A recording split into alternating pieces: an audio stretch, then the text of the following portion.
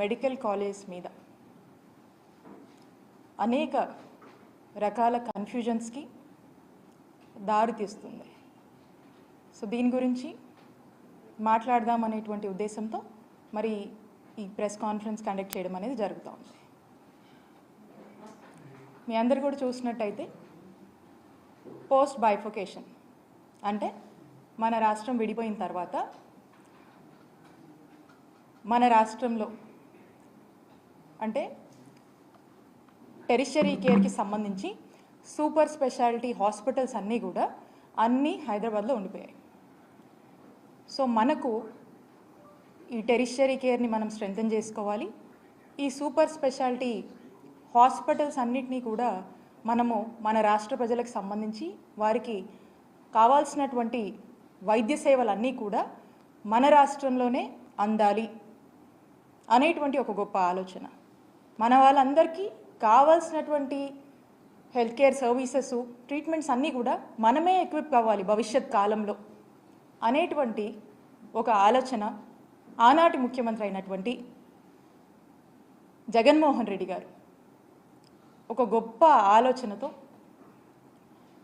ఒక దూరదృష్టితో ప్రజల ఆరోగ్యం పట్ల వారికి ఉన్నటువంటి చిత్తశుద్ధితో గొప్ప ఆలోచన చేసి ఈ రాష్ట్రానికి 17 గవర్నమెంట్ మెడికల్ కాలేజ్ తీసుకురావాలి అనేటువంటి ఒక గొప్ప ఆలోచనకు శ్రీకారం చుట్టడం జరిగింది. ఈ మెడికల్ కాలేజ్ రావటం వల్ల పేద ప్రజలకు మెరుగైన ఆరోగ్యం, నాణ్యమైన ఆరోగ్య సేవలు, ఉచితమైన ఆరోగ్యం మన రాష్ట్రంలో ఇవ్వచ్చు అనేటువంటి ఆలోచనకు మరి జగన్మోహన్ రెడ్డి గారు అడుగులు వేయటం జరిగింది. వైఎస్ఆర్ కాంగ్రెస్ పార్టీ అధికారంలోకి రాగానే మీరు చూసినట్టయితే ప్రతి పార్లమెంట్ జిల్లా పరిధిలో ఒక కొత్త గవర్నమెంట్ మెడికల్ కాలేజ్ తీసుకురావాలి ఉండాలి అనేటువంటి ఆలోచనతో ఈ రాష్ట్రంలో 17 గవర్నమెంట్ మెడికల్ కాలేజ్ని తీసుకొచ్చేందుకు శ్రీకారం చుట్టి సుమారు 8,500 కోట్ల బడ్జెట్తో మరి ఈ కాలేజ్ని తీసుకురావాలనేటువంటి ఒక ప్రణాళిక సిద్ధం చేయడం జరిగింది. ఒక్కసారి ఆలోచన చేయండి, ఒక మెడికల్ కాలేజ్ ఈ రాష్ట్రంలో రావాలన్నా, ఒక మెడికల్ కాలేజ్ తేవాలన్నా ఓవర్ నైట్లో అయిపోదు. It's not that easy. ఒక మెడికల్ కాలేజ్ మనం తీసుకురావాలంటే దానికి సరిపడేటువంటి ఫస్ట్ మనకు ఒక ల్యాండ్ ఉండాలి, సరిపడేటువంటి 330 బెడెడ్ హాస్పిటల్ ఫుల్ ఫంక్షనాలిటీతో విత్ అప్రోప్రియేట్ కావాల్సినంత మెడికల్ ప్రొఫెషనల్స్ అండ్ అన్ని హంగులతో కూడా మనకు టోటల్ ఫంక్షనింగ్లో ఉండాలి. అంటే ఒక మెడికల్ కాలేజ్ తేవాలంటే ఈ హాస్పిటల్ ఈ విధంగా ఫంక్షనింగ్లో ఉండాలి. అప్పుడు కానీ మనము దానికి ఇంకా కొంత క్రైటీరియా ఉంటుంది, దానికి కొంత సర్టెన్ టైం అంతా ఉంటుంది. సో దాన్ని మనము చూపిస్తా ఒక మెడికల్ కాలేజ్కి మనము అప్లై చేసుకోవచ్చు. సో ఇదంతా కూడా it's a time taken procedure.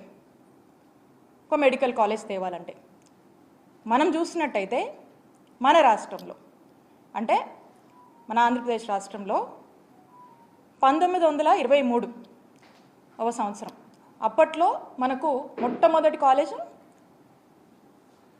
Andhra medical college మరి అప్పుడు మనకు వచ్చింది.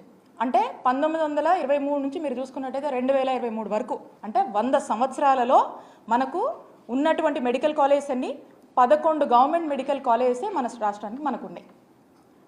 అంటే 11 గవర్నమెంట్ ఎగ్జిస్టింగ్ మెడికల్ కాలేజ్ ఉంటే వీటిని మళ్ళా మా ముఖ్యమంత్రి గారు జగన్మోహన్ రెడ్డి గారు నాడు నేడు అని చెప్పి 3,820 కోట్లతో మరి వీటిని కూడా నాడు నేడులో రివాంప్ చేస్తూ మరి వీటిని కూడా బాగు చేస్తూ మరి కొత్త మెడికల్ కాలేజ్ 17 తీసుకురావాలనేటువంటి అడుగులు ఏ విధంగా వేస్తారో మీరు చూస్తున్నారు. అంటే ఒక్కసారి మీరు ఆలోచన చేయండి, 100 సంవత్సరాలకి 11 మెడికల్ కాలేజెసే మనకు అందుబాటులో ఉంటే 5 సంవత్సరాల కాలంలో 5 మెడికల్ కాలేజెస్ని ప్రారంభించి ఇంకొక 5 మెడికల్ కాలేజ్ ఈ సంవత్సరం మనకు రావాల్సి ఉంది. నెక్స్ట్ ఇయర్కి మనం చూసినట్టయితే ఇంకొక 7 మెడికల్ కాలేజ్ మనం ప్లాన్ చేసుకున్నాం. అంటే ఈ 17 మెడికల్ కాలేజ్ నేను ఏదైతే చెప్తా ఉన్నానో ఈ 17 మెడికల్ కాలేజ్ ఒక యాక్షన్ ప్లాన్ అనేది మనం వేసుకున్నాం.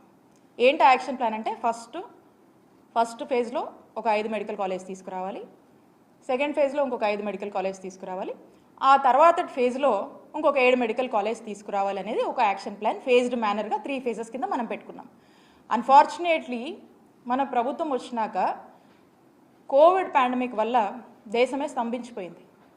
అలాంటి పరిస్థితులు ఎదుర్కొని కూడా ప్రజలకు మెరుగైన ఆరోగ్యం ఇవ్వాలి, ప్రజలు ఎప్పుడూ కూడా ఏ రకమైనటువంటి ఆరోగ్య పరిస్థితుల వల్ల ఇబ్బంది పడకూడదు, ఇంకో రాష్ట్రానికి మనం వైద్యం కోసం పోయేటువంటి పరిస్థితి భావితరాలకు రాకూడదు అనేటువంటి ఒక ఆలోచన చేసి మరి అంత కోవిడ్ పాండమిక్ని కూడా మనం ఎదుర్కొని రావాల్సినటువంటి 5 మెడికల్ కాలేజ్ లేట్ అయినప్పటికీ కూడా అవసరమైనటువంటి మేరకు ఖర్చుని అన్ని విధాలుగా కూడా మనం అన్ని రిసోర్సెస్ని కూడా ప్రాపర్గా అక్యుములేట్ చేసుకొని యూటిలైజ్ చేసుకొని మరి చేయాల్సినటువంటి ఖర్చును కూడా చేసి అన్ని విధాలుగా అటు రిక్రూట్మెంట్ అయితేనేమి, కన్స్ట్రక్షన్ రిలేటెడ్ అయితేనేమి ప్రతిదాన్ని కూడా మనం జాగ్రత్త చేసుకొని మరి ఈ 5 మెడికల్ కాలేజ్ని తీసుకొచ్చాము.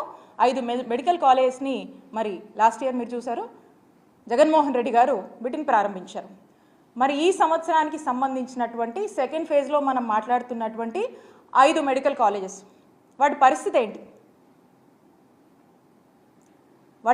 ఏంటి? ఆల్రెడీ మా టెన్యూర్లోనే మేమున్నప్పుడు దానికి కావాల్సినటువంటి ఇన్ఫ్రాస్ట్రక్చర్ని, దానికి తగినటువంటి కొంత గ్రౌండ్ వర్క్ అనేది మేము పూర్తి స్థాయిలో కూడా మేము చేయడం జరిగింది. ఇంకా కొంత చేయవలసింది ఉంది.